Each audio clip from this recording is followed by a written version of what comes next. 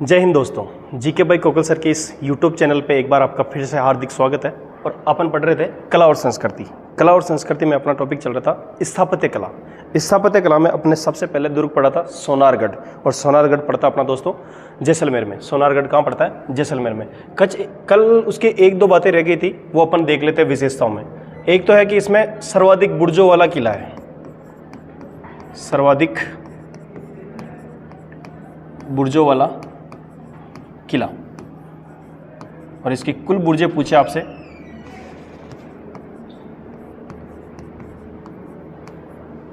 कुल बुर्जें पूछे आपसे तो ये है टोटल 99 बुर्जें। ठीक है दोस्तों, सोनारगढ़ किले की बात खत्म। अब आगे दूसरा किला स्टार्ट करते हैं अपन।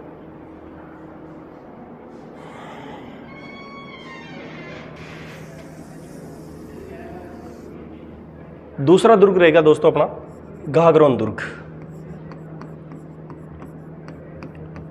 गागरोन दुर्ग, और गागरोन दुर्ग अपना पड़ता है दोस्तों झालावाड़ में।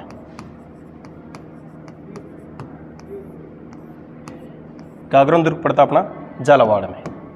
ठीक है दोस्तों, अब सबसे पहले अपन ने क्या पढ़ते दुर्गों में कि सबसे पहले निर्माण देखते हैं, निर्माण के बाद में उसकी श्रेणी देखते हैं, श्रेणी के बाद में उसके प्रवेश द्वार देखते हैं, प्रवेश द्वार के बाद में उसके उपनाम देखते हैं, और बाकी उसकी विशेषताएं देखते हैं कि इस दुर्ग में है क्या क्या। तो सबसे पहले अपन शुरुआत करते हैं इसके निर्माण से। इसके निर्माण से चलो, इसका निर्माण करवाया था दोस्तों बीजल देव परमार ने, और इनका वंश था डोड वंश। किस वंश के थे? डोड वंश के। और आपसे सन पूछे तो वो करवाया था 1195 ईस्वी, वही 12वीं सदी जो जैसलमेर की थी वो इसकी है। ठीक है दोस्तों, चलो आगे निर्माण के बाद में अपन देखते हैं इसकी श्रेणी कि किस श्रेणी का दुर्ग है। जो अपन ने 9 श्रेणियां देखी थी शुक्र निधि के अनुसार, उसके अनुसार ये कौन सी श्रेणी का दुर्ग है। ठीक है दोस्तों, तो दूसरी बात आती है इसकी श्रेणी। और श्रेणी है दोस्तों इसकी राजस्थान का ऐसा दुर्ग है जो जल दुर्ग है। कौन सा दुर्ग है? जल दुर्ग। यानी जल दुर्ग की श्रेणी में सबसे सर्वश्रेष्ठ दुर्ग पूछे आपसे तो वो हो जाएगा आपका गागरोन दुर्ग। अब जल दुर्ग है तो मैंने जल दुर्ग की आपको परिभाषा बताई थी कि ऐसा दुर्ग जो किसी नदी और नाले के संगम पर बना होता है। ऐसा दुर्ग जो किसी नदी या नाले के संगम पर बना होता है। तो जल दुर्ग है तो ऑब्वियसली यहाँ पे नदियाँ होगी, तो एक नदी है यहाँ पे काली सिंध नदी, काली सिंध नदी, और एक नदी है यहाँ पे आहू नदी, आहू नदी। इन दोनों नदियों के संगम पर कौन सा दुर्ग? अपना गागरोन दुर्ग। याद कैसे रखना दोस्तों? इधर देखो, यहाँ काली या आहू, याद कैसे रखना है? काली की हाउ। कैसे याद रखना है? काली की हाउ। तो इस तरीके से अपने को देखना है, याद कैसे रखना है? काली की हाउ, काली सिंध और आहू नदी। अब एक दोस्तों एक बात याद रखना, यहाँ नोट लगा के एक चीज आपको ध्यान रखनी है। यहाँ काली सिंध है और एक नदी आती है अपनी काली सील, काली सील, और इस नदी के ऊपर अपना है केला देवी का मंदिर, केला देवी का मंदिर। और केला देवी का मंदिर पड़ता है दोस्तों अपना करौली में। कहाँ पड़ता है? करौली में। और करौली को अपन कहते हैं डांग की रानी। क्या कहते हैं दोस्तों? डांग की रानी। इतनी बात देखिए। पहले बात है अपने की गागरोन दुर्ग। गागरोन दुर्ग है कहाँ पे? झालावाड़ में। दूसरी बात है कि सबसे पहले निर्माण किसने करवाया? बीजल देव परमार ने। और कौन से वंश के थे? डोड वंश के। और इसके बाद आपको सन पूछे तो 1195 ईस्वी। दूसरी बात अपन देखते हैं श्रेणी, और श्रेणी है इसकी दोस्तों जल दुर्ग। जल दुर्ग और कौन कौन सी नदियों पे है? काली सिंध और आहू नदियों पे। मैंने बताया याद कैसे रखना है? काली की हाउ, यानी काली सिंध और आहू नदियों के संगम पर। और इसके एक नोट लगा के एक बात याद रखना कि एक काली सिंध राजस्थान में नदी बहती है और एक काली सील नदी बहती है।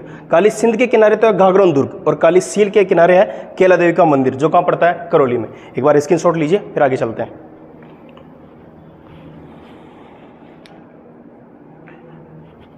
ठीक है दोस्तों, आशा करता हूं कि आपने स्क्रीनशॉट ले लिया होगा। अब आगे देखते हैं अपन इसकी और विशेषताएं।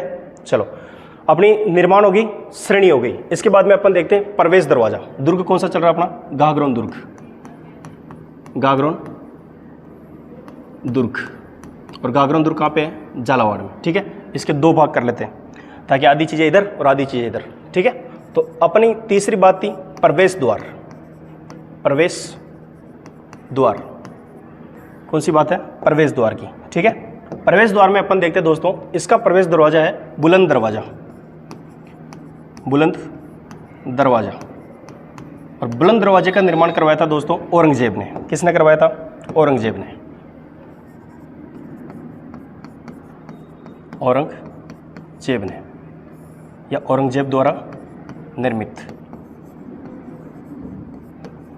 औरंगजेब द्वारा निर्मित। आपसे पूछे कि गागरोन दुर्ग का प्रवेश दरवाजा कौन सा है? बुलंद दरवाजा। और आपसे पूछे कि इसका निर्माण किसने करवाया? औरंगजेब ने। कौन सी जेब ने दोस्तों? औरंगजेब ने। ठीक है, चलो आगे देखते हैं अपन। 3 चीजें हो गई अपनी, एक तो हो गई निर्माण, दूसरा हो गया श्रेणी, तीसरी हो गई प्रवेश द्वार। अब आते हैं इसके उपनाम। क्या आते हैं? उपनाम। ठीक है दोस्तों, अब उपनाम में एक चीज ध्यान रखना कि मैंने बताया था कि इसका निर्माण किसने करवाया? बीजल देव परमार ने। और उसका वंश कौन सा था? डोड वंश। तो इसी कारण इस दुर्ग का नाम क्या पड़ा? डोडगढ़। क्या नाम पड़ा? डोडगढ़। और एक दुर्ग का नाम है इसका है, एक नाम इसका पड़ता है दोस्तों दुल्लरगढ़। क्या कहते हैं इसको? दुल्लरगढ़। और एक नाम को इसको जानते हैं दोस्तों कि इस दुर्ग के अंदर एक पहाड़ी है, गीदक पहाड़ी। कौन सी पहाड़ी है? गीदक पहाड़ी। और हुआ ऐसे था दोस्तों कि जो राजनीतिक कैदी होते हैं ना, उनको इस दुर्ग के अंदर जो पहाड़ी है गीदक पहाड़ी, उससे नीचे गिरा करके सजा दी जाती थी। तो इसके अंदर पहाड़ी कौन सी है? गीदक पहाड़ी। और उस पहाड़ी के कारण ही इसका नाम क्या पड़ा? गीदकगढ़। क्या नाम पड़ा दोस्तों? गीदकगढ़। और अब आपसे पूछे कि इसी गागरोन दुर्ग का प्राचीन नाम क्या था? प्राचीन नाम, इस दुर्ग का प्राचीन नाम क्या था? चलो इसका प्राचीन नाम देखते हैं दोस्तों। इसका प्राचीन नाम था गरगराटपुर। क्या नाम था दोस्तों? गरगराटपुर। आपसे पूछे कि गागरोन दुर्ग का प्राचीन नाम क्या था? गरगराटपुर। ये ध्यान रखना दोस्तों, यह है प्राचीन नाम और यह है उपनाम। उपनाम क्या क्या है? टोडगढ़, दुल्लरगढ़ और गीदकगढ़। और इसका प्राचीन नाम क्या है? गरगराटपुर। ठीक है दोस्तों, यहाँ तक की सारी बातें कंप्लीट। अब आगे देखते हैं इसके अंदर जलाशय। जलाशय कौन से है? देखो जलाशय की बात अपने को ऐसी करनी है दोस्तों, जलाशय इसके अंदर कोई है नहीं, क्योंकि ये कौन सी नदियों के संगम पर बना हुआ? अपने काली सिंध और आहू नदियों के। तो जलाशय की कोई जरूरत है ही नहीं है, क्योंकि खुद दुर्ग कहाँ पे बना हुआ है? अपने नदियों के किनारे पे। ठीक है दोस्तों, तो अब देखते हैं इसके अंदर, इस दुर्ग के अंदर मंदिर कौन कौन से हैं। इसके अंदर मंदिर कौन कौन से हैं? ठीक है दोस्तों, तो इसके अंदर एक मंदिर है अपना मधुसूदन जी का मंदिर।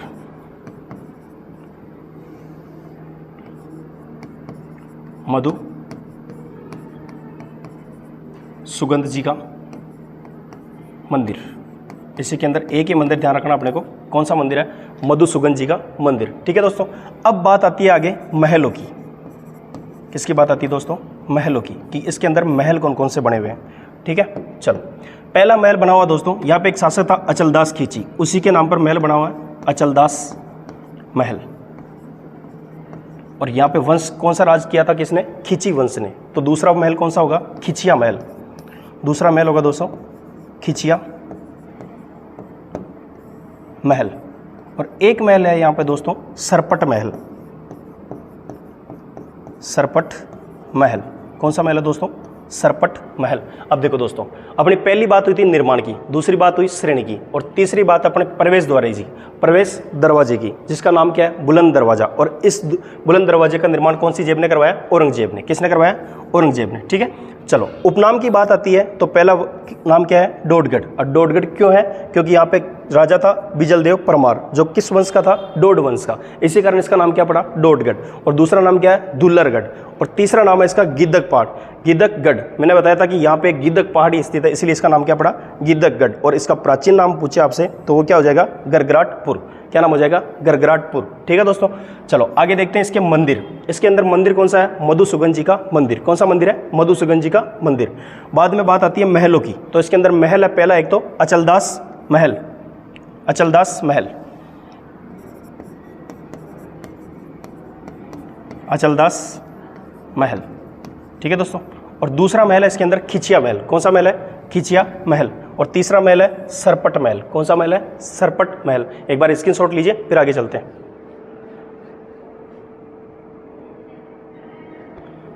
चलो आशा करता हूं दोस्तों आपने एक बार फिर से स्क्रीनशॉट ले लिया होगा। अब इसके अंदर जो बाकी इसकी विशेषताएं बची है वो आगे देखते हैं अपन। चलो अपने महल हो गए इसके अंदर, अपने मंदिर हो गए इसके अंदर, और बाकी की सारी चीज़ें देख ली। अब अपन आगे देखते हैं कि और चीज़ें क्या बची हैं। दुर्ग कौन सा है दोस्तों? अपना गागरोन दुर्ग। कौन सा दुर्ग है? गागरोन दुर्ग। अब देखते हैं इसके अंदर स्मारक। क्या देखते हैं दोस्तों? इसके स्मारक। और स्मारक है दोस्तों इसके अंदर एक तो है अपनी मीठे शाह की दरगाह। कौन सी दरगाह है दोस्तों? मीठे शाह की दरगाह।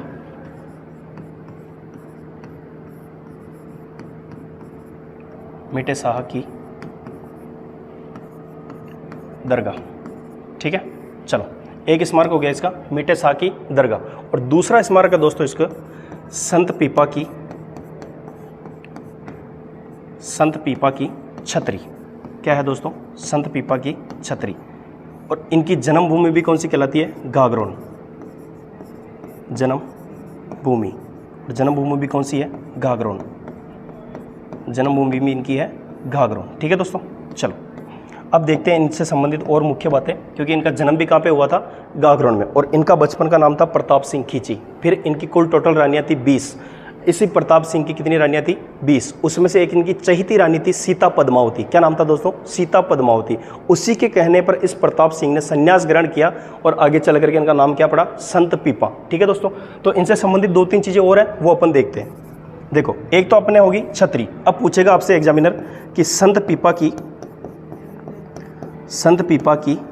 गुफा, संत पीपा की गुफा कहाँ स्थित है? तो संत पीपा की गुफा है दोस्तों टोडा रायसिंग टोंक।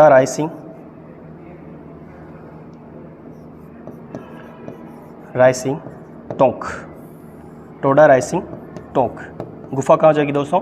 टोडा रायसिंग टोंक। और तीसरी बात आपसे पूछेगा कि संत पीपा की मंदिर कहाँ पे है? संत पीपा का मंदिर, संत पीपा का मंदिर, और ये मंदिर पड़ता दोस्तों अपना समदड़ी बाड़मेर। अब आपको तीनों बातें पता है संत पीपा से संबंधित कि इनका बचपन का नाम तो प्रताप सिंह खींची, इनकी छतरी है गागरोन दुर्ग में, और इनकी जन्मभूमि भी कहाँ पे है? गागरोन दुर्ग में। संत पीपा की गुफा कहाँ है? टोडा रायसिंग टोंक। और अगली बात आती है संत पीपा का मंदिर कहाँ पे है? समदड़ी बाड़मेर। कहाँ पे दोस्तों? समदड़ी बाड़मेर। अब सुनो दोस्तों आगे की बातें। इसके स्मारक हो गए टोटल कि स्मारक कौन कौन से? एक तो मीठे शाह की दरगाह, दूसरा संत पीपा की छतरी। ठीक है दोस्तों, स्मारक के बाद में अपन आते हैं आगे की बातों पे कि इस दुर्ग के अंदर कुछ विशेषता इसकी और लिख लेते हैं अपन। इसकी विशेषता ये है दोस्तों कि ये जो दुर्ग है ना, चलो विशेष बातों में लिख लेते हैं, विशेष। अब जो ये दुर्ग है ना दोस्तों, ये दुर्ग एक तो बिना नींव का दुर्ग, अपना बिना नींव का दुर्ग। कौन सा दुर्ग है? गागरोन दुर्ग। और नोट लगा के एक चीज़ ध्यान रखना दोस्तों, अगर आपसे दुर्ग पूछे कि बिना नींव का दुर्ग कौन सा है? गागरोन दुर्ग झालावाड़। और आपसे पूछे कि बिना नींव की इमारत कौन सी है? बिना नींव की इमारत, और ये इमारत है अपनी दोस्तों हवा महल। और हवा महल कहाँ पड़ता दोस्तों? जयपुर। कहाँ पड़ता दोस्तों? जयपुर। ठीक है दोस्तों, बिना नींव का दुर्ग तो कौन सा हो जाएगा? गागरोन दुर्ग। और बिना नींव की इमारत कौन सी हो जाएगी? हवा महल। ठीक है दोस्तों, अब दूसरी बात यह है कि ये जो गागरोन दुर्ग है, गागरोन दुर्ग ये हीरामन तोतों की प्रजाति के लिए प्रसिद्ध है। हीरामन गागरोन दुर्ग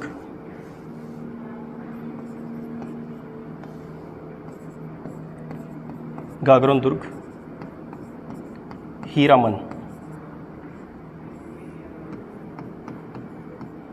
तोतों के लिए प्रसिद्ध।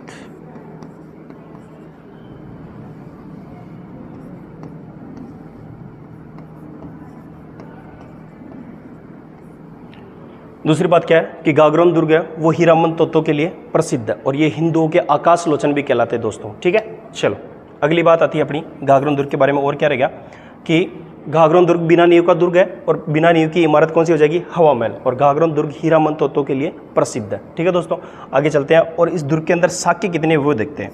इस दुर्ग में दोस्तों साक्य हुए थे 2। कितने साक्य हुए हैं? 2। एक हुआ था अचलदास खींची के समय, और एक हुआ था उनके पुत्र पालानसी के समय। ठीक है दोस्तों, तो एक बार इसका स्क्रीनशॉट लीजिए, फिर साक्य अगले वाले पृष्ठ पे देखते हैं अपन। चलो आगे बढ़ते हैं और देखते हैं इसके प्रमुख साक्य। और इसके अंदर साक्य कितने हुए थे? 2। दुर्ग कौन सा अपना? गागरोन दुर्ग। कौन सा दुर्ग है दोस्तों? गागरोन दुर्ग। ठीक है दोस्तों। साके कितने हुए इसके अंदर? 2। एक अचलदास खींची की वचनिका एक पुस्तक है अपने, उसके अंदर लिखा हुआ है कि घाघरों दुर्ग के अंदर 2 साके हुए थे। कितने साके हुए थे दोस्तों? 2 साके। चलो इसको भी 2 भागों में बांटते हैं और इधर इसके 2 साके देखते हैं। देखो प्रथम साका, सबसे पहले वही आपको ये और साकों में पढ़ा अपन ने कि इसका सन क्या है। आपसे एग्जामिनर क्या पूछेगा कि भाई कौन से सन के अंदर ये साका हुआ था। ठीक है दोस्तों, तो ये हुआ था अपना 1423 ईस्वी में। कब हुआ था? 1423 ईस्वी में। दूसरी बात आपसे पूछेगा कि इसके शासक कौन थे, उस समय शासक कौन थे। तो अभी मैंने बताया आपको अचलदास खींची, अचलदास खींची। ठीक है दोस्तों, अब आपसे पूछेगा कि इस समय आक्रमण किसका हुआ था। ठीक है दोस्तों, तो आक्रमण किसका हुआ था? आक्रमण हुआ था दोस्तों इस समय होशंग शाह का। किसका हुआ था? होशंग शाह का आक्रमण हुआ था दोस्तों, होशंग शाह का। ठीक है, चलो अब देखते हैं अपन दूसरा साका किसके समय हुआ।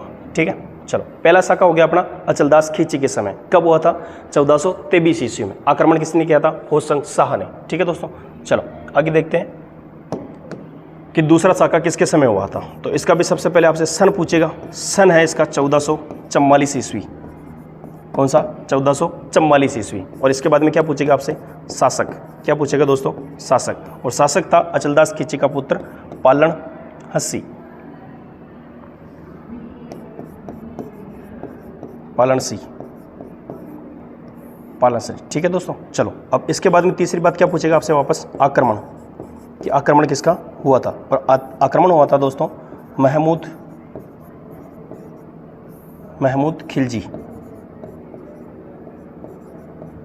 महमूद खिलजी प्रथम। ठीक है दोस्तों, आक्रमण किसका हुआ? महमूद खिलजी प्रथम। 2 साके आपके सामने दोस्तों घाघरों दुर्ग के। पहला हुआ था 1423 ईस्वी में। आगे हुआ था शासक कौन थे? अचलदास खींची। और आक्रमण किसका हुआ था? होशंग शाह का। ठीक है, और नेक्स्ट क्या आती है? सन की।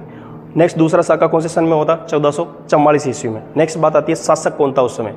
शासक था पालन हस्सी। और आक्रमण किसका हुआ था दोस्तों? महमूद खिलजी प्रथम का। अब सुनो दोस्तों, इसका नाम मैंने आपको बताया कि प्राचीन नाम क्या था इसका? गरगराटपुर, जिसको परिवर्तित करके घाघरों दुर्ग रखा था देवी सिंह खींची ने। किसने रखा था? देवी सिंह खींची ने। लेकिन एक बात दोस्तों, इस महमूद खिलजी ने जब दूसरे साके के समय आक्रमण किया तो घाघरों दुर्ग का नाम परिवर्तित करके क्या रख दिया? मुस्तफाबाद।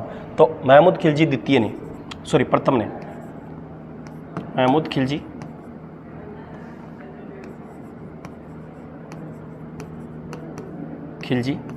प्रथम ने घाघरों दुर्ग का नाम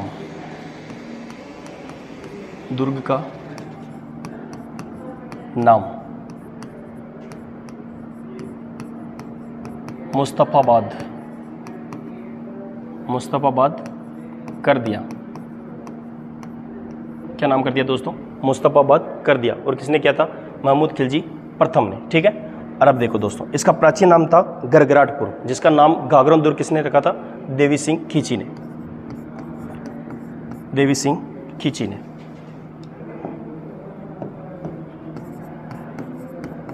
देवी सिंह ने इसका नाम घाघरों दुर्ग रखा। क्या नाम रखा था दोस्तों? घाघरों दुर्ग नाम रखा। किसका नाम रखा था? अपने इसका गरगराटपुर का नाम क्या रखा? घाघरों दुर्ग। ठीक है दोस्तों, और तीसरी बात इसकी ये आती है कि ये दुर्ग अकबर ने पृथ्वीराज राठौड़ प्रताप ने, एक बीकानेर का शासक जो किसका पुत्र था? राव कल्याणमल का। ठीक है, उसको ये जो दुर्ग है वो जागीर स्वरूप दिया था। किस स्वरूप दिया था? जागीर स्वरूप। और इसी दुर्ग के अंदर अपना एक ग्रंथ है वेली कृष्ण रुक्मणी। उस ग्रंथ की रचना किसने की थी? पृथ्वीराज राठौड़ ने, जिसको अपन किस नाम से जानते हैं? पीतल के नाम से। और पातल के नाम से किसे जानते हैं? राणा प्रताप को। ठीक है दोस्तों, तो अकबर ने क्या लिखना अपने को? अकबर ने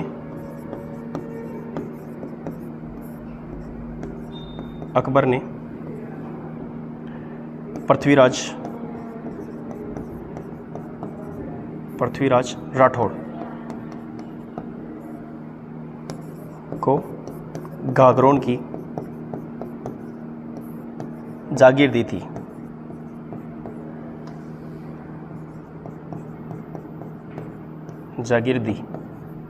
ठीक है दोस्तों। और इसी दुर्ग में इस पृथ्वीराज राठौड़ ने कौन सा ग्रंथ लिखा था? वेल्ली कृष्ण रुक्मणी। ठीक है दोस्तों, देखो यहाँ की बातें, यहाँ तक बातें अपनी सारी कंप्लीट हो गई। एक बार आप इसका स्क्रीनशॉट ले लो, फिर आगे और देखते हैं।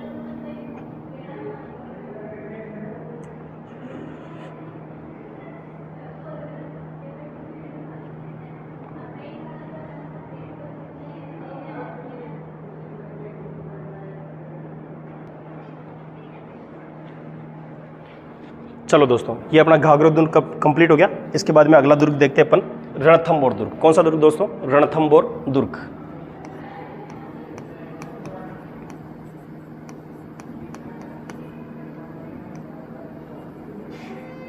रणथंभौर दुर्ग, ठीक है दोस्तों। और रणथंभौर दुर्ग अपना पड़ता है दोस्तों सवाई माधोपुर, सवाई माधोपुर, ठीक है दोस्तों। चलो, घाघरा दुर्ग कंप्लीट हो गया। और दूसरा है अपना रणथंभौर दुर्ग। और रणथंभौर दुर्ग के बारे में अपन वही बातें पढ़ेंगे जो अभी अपने घाघरा दुर्ग के बारे में पढ़ी, ठीक है दोस्तों। चलो, सबसे पहले वही कि निर्माण, सबसे पहले निर्माण।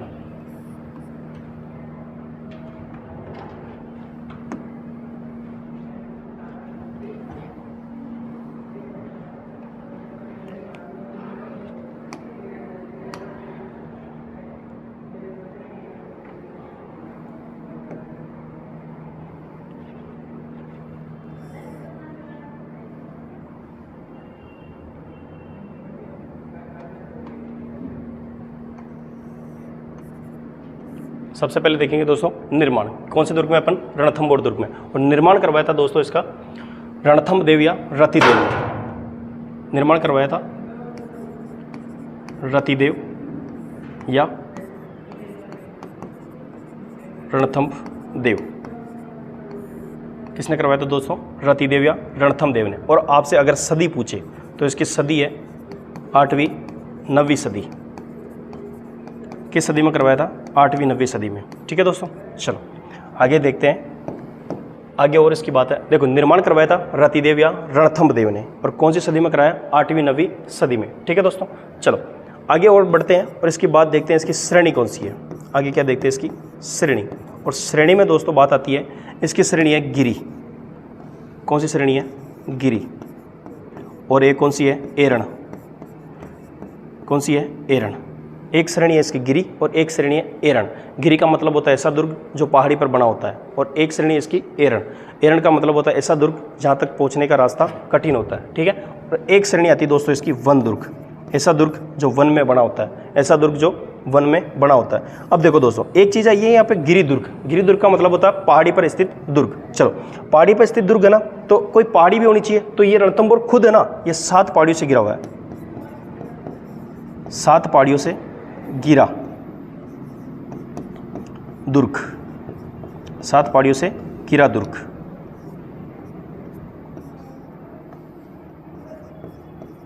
ठीक है, चलो कितनी पहाड़ी से गिरा हुआ है? 7 पहाड़ियों से। और दूसरी बात क्या आती है कि भाई 7 पहाड़ियों से गिरा हुआ है, लेकिन खुद कौन सी पहाड़ी पर है? थंब पहाड़ी पे। थंब पहाड़ी पे कौन सी पहाड़ी पे स्थित है? थंब पहाड़ी पे। खुद कौन सी पहाड़ी पे? थंब पहाड़ी। याद कैसे रखना? रणथंभौर और पहाड़ी कौन सी? थंब पहाड़ी, ठीक है। चलो इधर कौन सा हो गया अपना? निर्माण। और क्या होगी? श्रेणी। श्रेणी और निर्माण हो गई। उसके बाद में अपन देखते हैं प्रवेश दरवाजा। क्या देखते हैं? प्रवेश दरवाजा, प्रवेश द्वार। और प्रवेश द्वार है दोस्तों इसका, प्रवेश द्वार है नवलखा दरवाजा। नवलखा द्वार। कौन सा दरवाजा दोस्तों? नवलखा द्वार। तो प्रवेश दरवाजे भी हो गया। पहली बात होगी निर्माण। निर्माण किसने करवाया? रतिदेव या रणथंभ देव ने। कौन सी सदी थी? 8वीं 9वीं सदी। श्रेणी कौन सी है? गिरी, एरण और वन। गिरी है तो 7 पहाड़ियों से गिरा होने के कारण, और इसकी खुद की पहाड़ी कौन सी है? थंब पहाड़ी। किस पहाड़ी पे स्थित है? थंब पहाड़ी पे। और नेक्स्ट बात आती है प्रवेश द्वार की। तो प्रवेश द्वार कौन सा इसका? नवलखा द्वार, ठीक है। अब चौथी बात आती है दोस्तों उपनाम की। क्या आती है? उपनाम। और उपनाम है दोस्तों इसके, पहला है इसका नाम दुर्गाधीराज। दुर्गा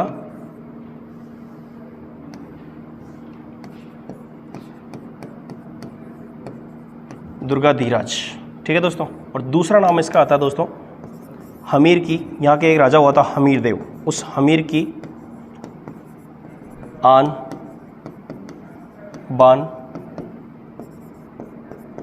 शान का दुर्ग, हमीर की आन बान शान का दुर्ग। और एक इसका एरण श्रेणी है ना दोस्तों, तो ऐसा ही दुर्ग कौन सा अपना चित्तौड़गढ़, इसलिए इसको क्या कहते हैं चित्तौड़गढ़ का, चित्तौड़गढ़ दुर्ग का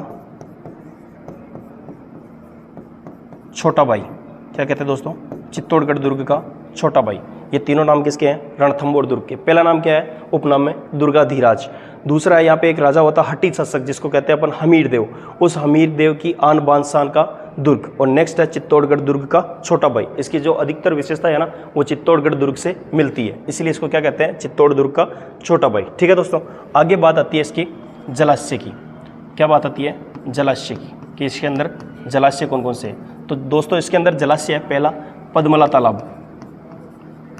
पद्मला तालाब कौन सा है दोस्तों पद्मला तालाब। ठीक है चलो, पद्मला तालाब के बाद में इसके अंदर एक चीज़ आती है, दूसरा ये पहला हो गया, ये दूसरा आता है इसके अंदर रानीहाड़, रानीहाड़ तालाब, रानीहाड़ तालाब। ठीक है दोस्तों, और नेक्स्ट आता है इसके अंदर तीसरा आता है सपना बावड़ी, सपना बावड़ी।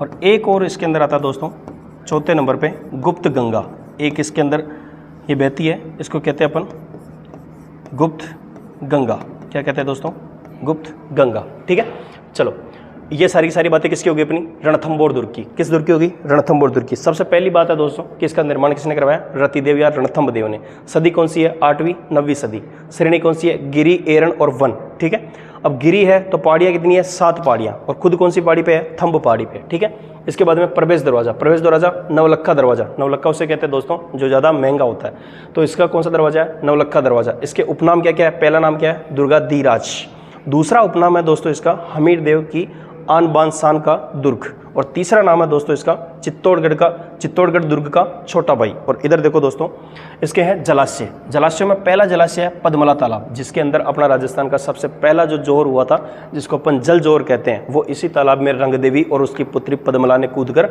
अब जोहर किया था। ठीक है दोस्तों चलो, नेक्स्ट है रानीहाड़ तालाब, और उसके बाद में आता है सपना बावड़ी, और उसके बाद में इसके दुर्ग में कौन सी गंगा बहती है गुप्त गंगा। तो ये सारे के सारे इसके जलाशय और ये सारी चीज़ें होगी। एक बार स्क्रीनशॉट लीजिए फिर आगे चलते हैं।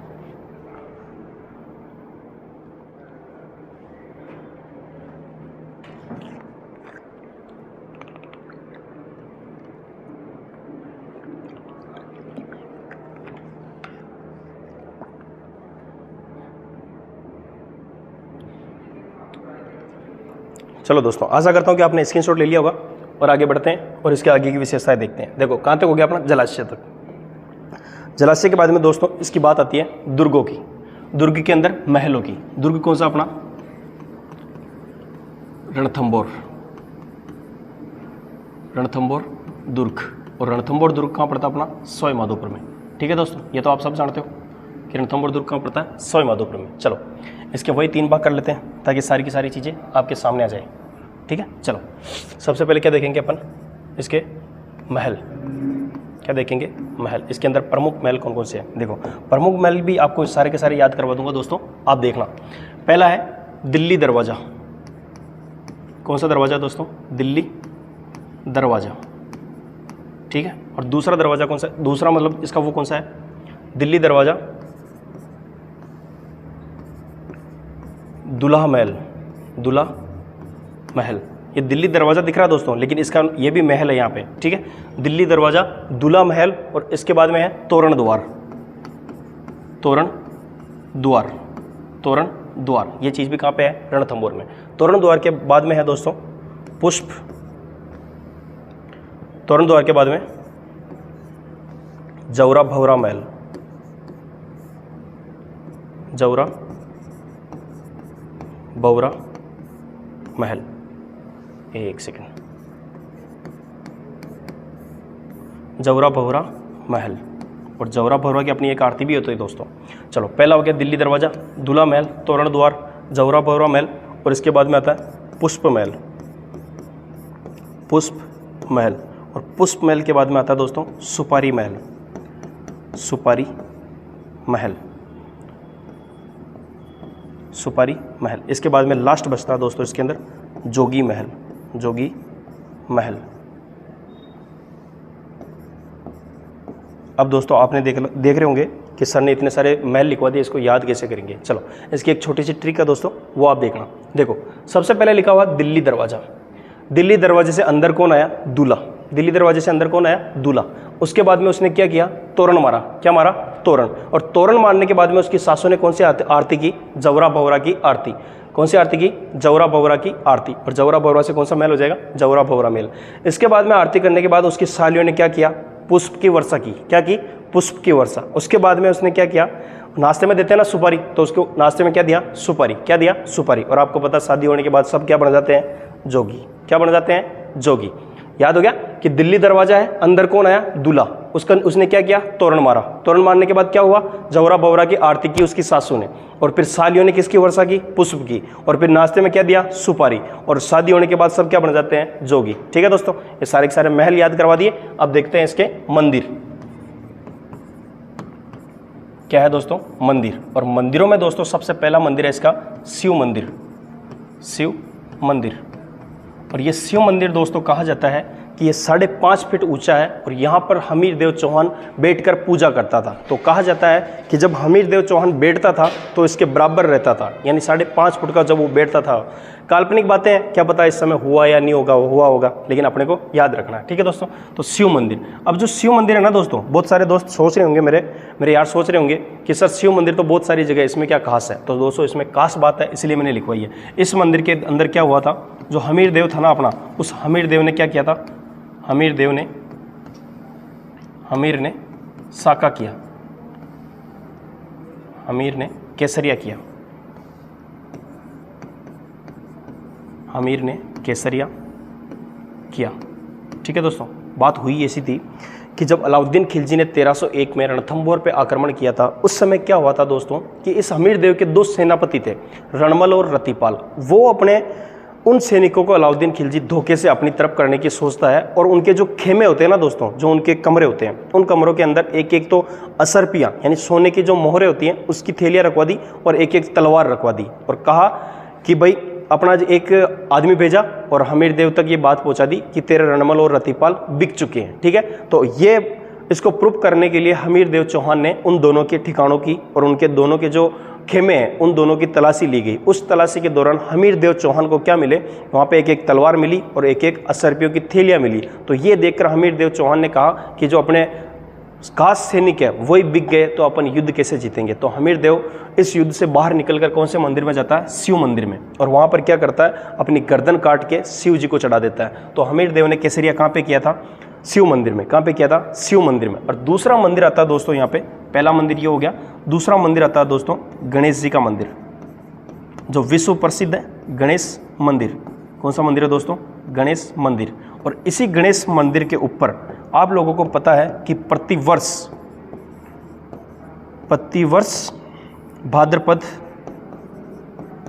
भाद्रपद शुक्ल चतुर्थी यानी गणेश चतुर्थी, शुक्ल चतुर्थी, इसके दिन शुक्ल चतुर्थी, और इसको क्या बोलते हैं अपन? गणेश चतुर्थी। क्या बोलते हैं दोस्तों? गणेश चतुर्थी।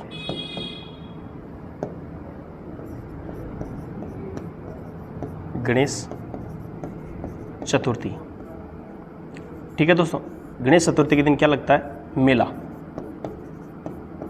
प्रतिवर्ष भाद्रपद शुक्ल चतुर्थी, इसको क्या बोलते हैं? गणेश चतुर्थी। और इस दिन क्या मेला, क्या आयोजित होता है? मेला, जो विश्व का सबसे बड़ा 3 आंख वाले गणेश जी का मेला है। और ये जो यहाँ पे मूर्ति है ना दोस्तों गणेश जी की, वो धड़ विहीन है, मतलब उसके धड़ नहीं है, सिर है केवल, और उसकी कितनी आंखें? 3 आंखें। तो इसको अपन बोलते हैं हथियार विहीन गणेश जी, यानी अगर हाथ ही नहीं है तो हथियार कहाँ पकड़ेंगे गणेश जी। और एक बात और इसकी ये विशेषता है दोस्तों कि यहाँ पर पूरे परिवार के साथ में मूर्तियाँ बनी हुई है, किसकी? गणेश जी की, जिसके अंदर भोलेनाथ जी है, पार्वती जी है, इनके भाई है कार्तिक, और गणेश जी है। ठीक है दोस्तों, सारी मूर्तियाँ कहाँ बनी हुई है?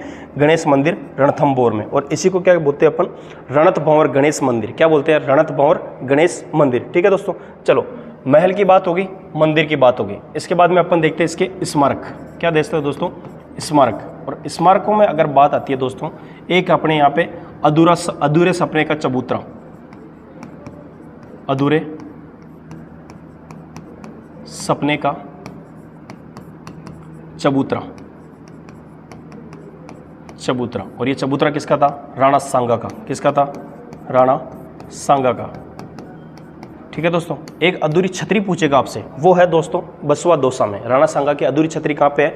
बसवा दौसा में। ठीक है दोस्तों, पहला स्मारक हो गया अधूरे सपने की का चबूतरा। ठीक है, दूसरा है बात इसमें कुत्ते की छतरी। किसकी छतरी है दोस्तों? कुत्ते की छतरी। ये कहाँ पे है? रणथंभौर दुर्ग में, कुत्ते की छतरी। दूसरी बात कौन सी है? कुत्ते की छतरी। और तीसरा स्मारक है दोस्तों इसके अंदर, तीसरा स्मारक है दोस्तों इसके अंदर न्याय की छतरी। न्याय की छतरी, जिसको अपन क्या बोलते हैं? 32 खंभों की छतरी।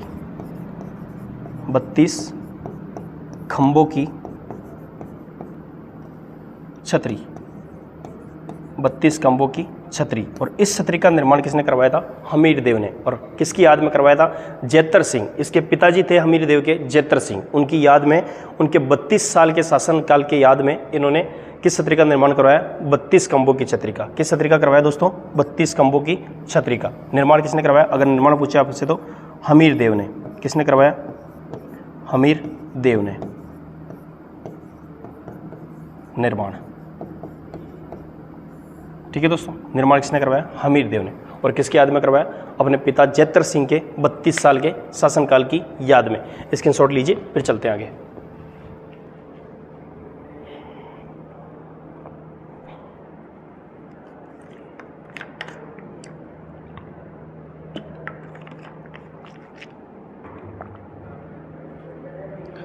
ठीक है दोस्तों, आशा करता हूं कि आपने स्क्रीनशॉट ले लिया होगा। इसके बाद में आगे की विशेषताएं देखते हैं अपन। देखो, लास्ट कहाँ तक हो गया? स्मारक तक। ठीक है, स्मारक तक हो गया। अब बात आती है इसकी दोस्तों साके की, कि इसके अंदर साके कौन कौन से हुए हैं। ठीक है, दुर्ग कौन सा? अपना रणथंभौर। कौन सा दुर्ग है दोस्तों? रणथंभौर। ठीक है, और रणथंभौर दुर्ग। और रणथंभौर दुर्ग आप सब जानते हो कहाँ पड़ता है? अपना सवाई माधोपुर में। ठीक है दोस्तों, चलो, एक और ये आपका 2, इधर सारी की सारी चीज़ें आपके सामने आ जाएगी। ठीक है, चलो, इसके साके, राजस्थान का प्रथम साका हुआ था यहाँ पे। ठीक है, चलो क्या लिखेंगे अब? राजस्थान का प्रथम साका, राजस्थान का प्रथम साका। क्या देखेंगे दोस्तों? राजस्थान का प्रथम साका। और ये साका हुआ था दोस्तों 11 जुलाई 1301। ठीक है, सन ये हो गया। अब पूछेंगे आपसे शासक। क्या पूछेंगे दोस्तों? शासक। और शासक थे यहाँ पे हमीरदेव।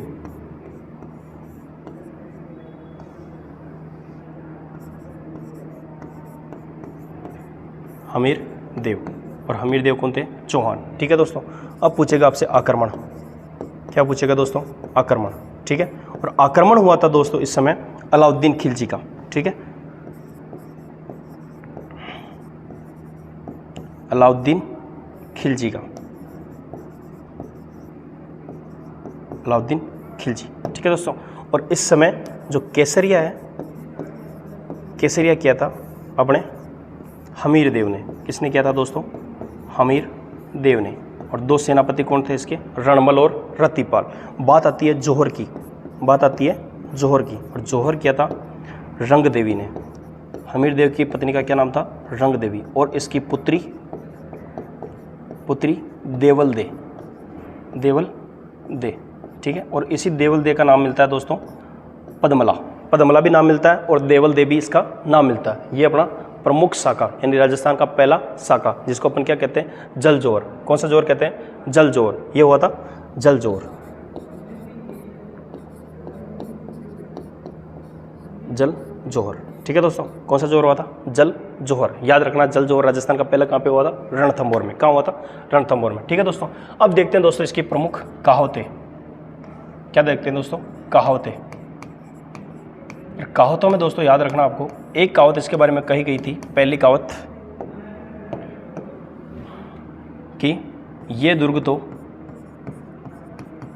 तो बख्तर बंद है। यह दुर्ग तो बख्तर बंद है। अन्य सभी दुर्ग नंगे हैं। अन्य सभी दुर्ग नंगे। और ये किसने कहा था? अबुल फजल ने।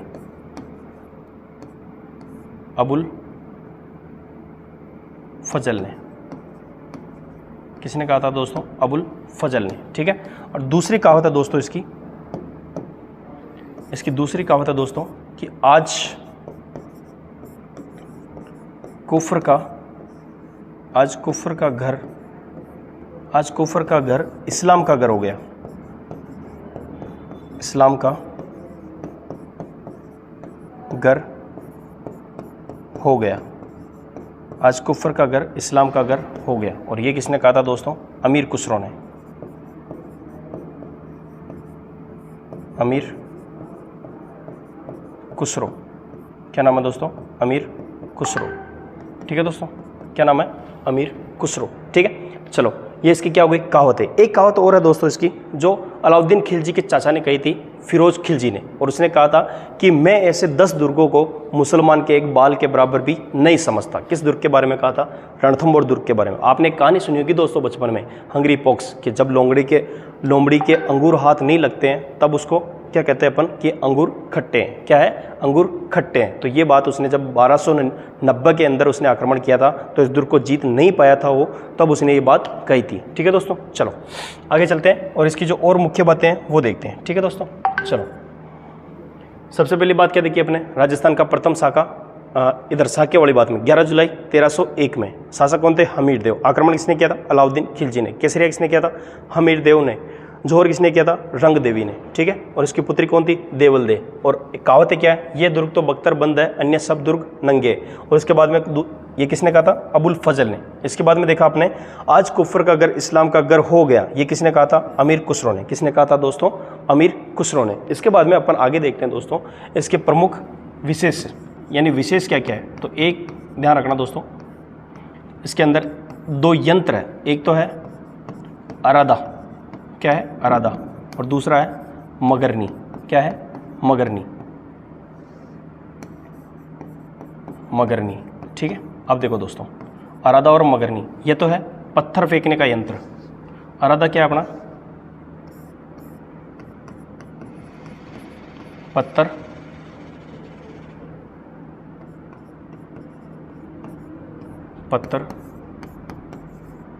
फेंकने का यंत्र। ठीक है दोस्तों। और एक होता अपना मगरनी। क्या होता दोस्तों? मगरनी। और मगरनी है दुश्मनों पर ज्वलनशील।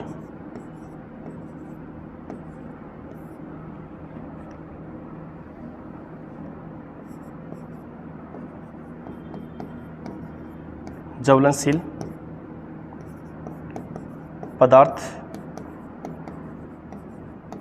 फेंकने का यंत्र। ठीक है दोस्तों, चलो देखो इधर। एक होता अरादा। अरादा का मतलब ये होता दोस्तों, आपने बाहुबली मूवी देखी होगी, उसके अंदर वो पत्थर फेंकने के जो यंत्र थे ना, उसको कहते हैं अपन अरादा। क्या कहते हैं? अरादा। और एक होती है मगरनी। आपने देखा होगा बाहुबली ने वो कपड़ा, जलता हुआ कपड़ा फेंका था उस मूवी में, उसी को कहते हैं अपन मगरनी। ठीक है दोस्तों। उसको क्या फेंका जाता है? ज्वलनशील पदार्थ फेंके जाते हैं। ज्वलनशील पदार्थ में तेल भी आ सकता है, और वो चारे के भूसे के वो बंडल होते हैं, वो भी जलाकर फेंके जा सकते हैं दुश्मन सेना पर। वो यंत्र कहाँ पे पड़े अपने? यहाँ पे रणथंबोर दुर्ग में। देखिए एक बार इसको अच्छे से। चलो अब देखना दोस्तों, अपने आज की जो वीडियो है उसके अंदर अपन ने 2 दुर्ग कंप्लीट कर लिए हैं। ठीक है। अगर आपको वीडियो अच्छा लगे तो इसको आगे से आगे और ज़्यादा शेयर करना, लाइक करना, कमेंट करना। ठीक है दोस्तों।